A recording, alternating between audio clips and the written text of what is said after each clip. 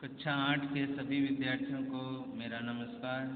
आज हम गणित का पहला पाठ पढ़ेंगे जिसका नाम है परिमेय संख्याएं, जिसे अंग्रेजी में रेशनल नंबर्स भी कहते हैं। तो संख्याएं अनेक प्रकार की होती हैं, तो उन संख्याओं के बारे में हमें जानकारी होना जरूरी है।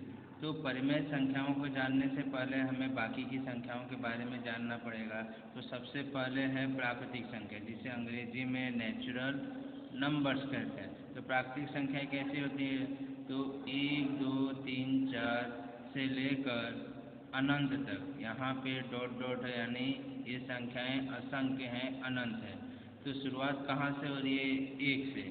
तो ये 1, 2, 3, 4 ये सभी कौन सी संख्या कहलाएंगी? प्राकृतिक संख्या। यह अनंत होती है। अनंत का मतलब होता है असंख्य, जिसे हम गिन नहीं सकते।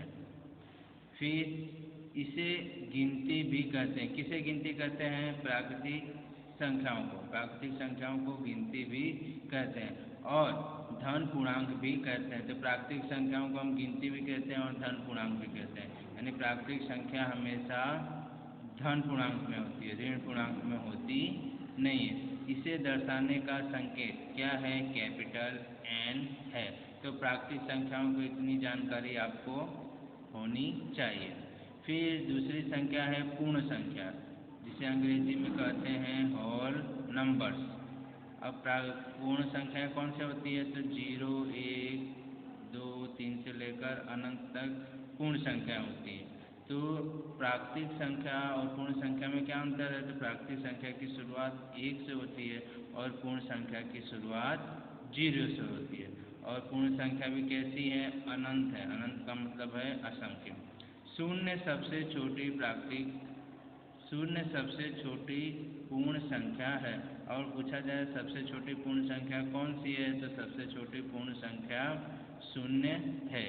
इसे दर्शाने का संकेत कैपिटल W है।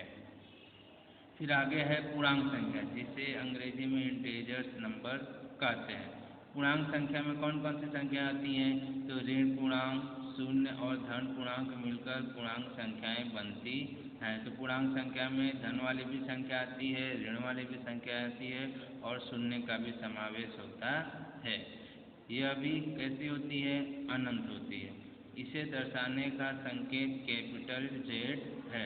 तो सभी का दर्शाने का संकेत आपको याद होना चाहिए। प्राकृतिक संख्या को कैपिटल N से दर्शाते हैं, पूर्ण संख्या को कैपिटल W से दर्शाते हैं और पूर्णांक संख्या को कैपिटल Z से दर्शाते हैं। प्राकृतिक संख्या की शुरुआत 1 से होती है और अनंत तक होती है। पूर्ण संख्या की शुरुआत 0 से लेकर अनंत तक होती है। और पूर्णांक संख्या में कौन कौन सी संख्या आती है? तो ऋण पूर्णांक, धन पूर्णांक और शून्य का समावेश होता है। अब हम आएंगे परिमेय संख्या। जो पाठ का नाम है परिमेय संख्या, तो उसके बारे में हमें पढ़ना है। परिमेय संख्या क्या होती है?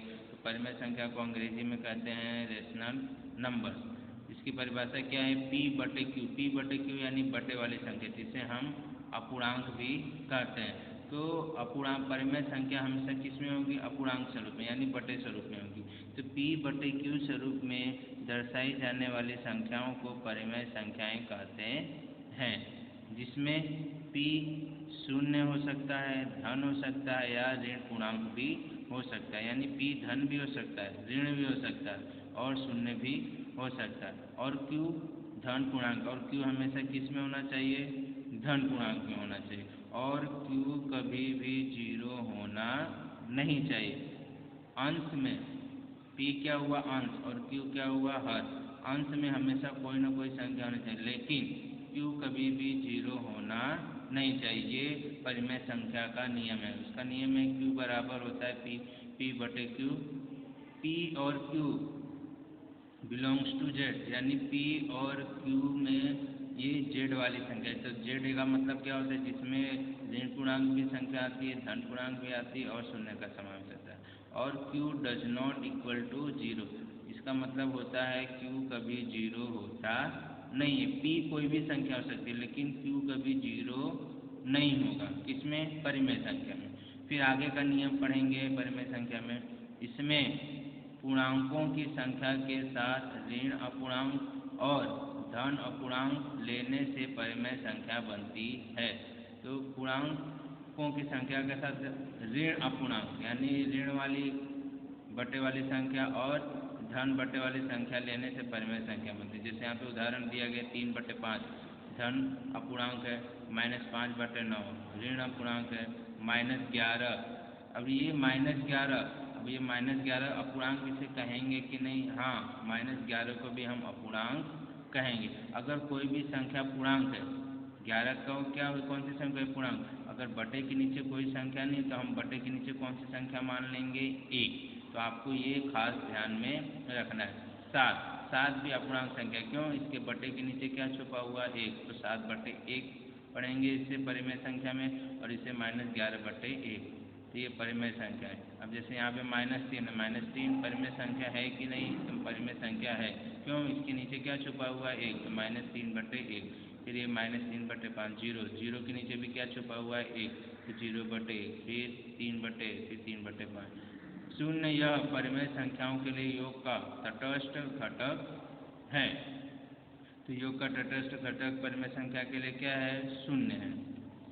1 यह परिमेय संख्याओं के लिए गुणाकार का तटस्थ घटक है। तो परिमेय संख्याओं के लिए गुणाकार का तटस्थ घटक कौन सा है? 1। तो आपको ये ध्यान में रखना है नियम सभी।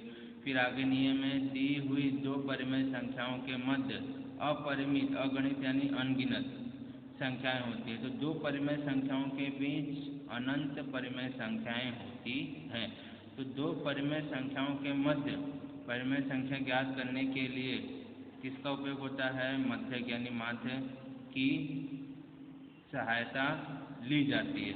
तो दो परिमेय संख्याओं के बीच हमें परिमेय संख्या ज्ञात करनी है तो माध्य यानी मध्यक की सहायता ली जाती है। दो परिमेय संख्याओं के बीच की संख्या ज्ञात करने के लिए मध्यक का उपयोग, जिसका सूत्र होता है a+b/2। ये मध्यक का ज्ञात करने का सूत्र होता है। फिर आगे नियम है 0, -5, 8 यह भी परिमेय संख्या है। अब जैसे मैंने आपको बताया कि अगर बटे के नीचे कोई भी संख्या ना हो तो हम उसे मान लेते हैं कि बटे के नीचे 1 छुपा हुआ है। तो ये 0 परिमेय संख्या है कि नहीं? तो है। तो इसकी परिमेय संख्या क्या होगी? 0/1, इसका -5/1, इसका 8/1। क्योंकि दी गई संख्या के हर में 1 लिखकर सरल अपूर्णांक में दर्शा सकते। जैसे यहाँ पे बताया कि -5 का क्या हो जाएगा? -5/1, 0 का हो जाएगा 0/1 और 8 का हो जाएगा 8/1। तो ये सभी नियम आपको ध्यान में रखना है। तो घर काम में आपको ये सभी को लिखना है और ये नियम को ध्यान में रखना है। Thank you.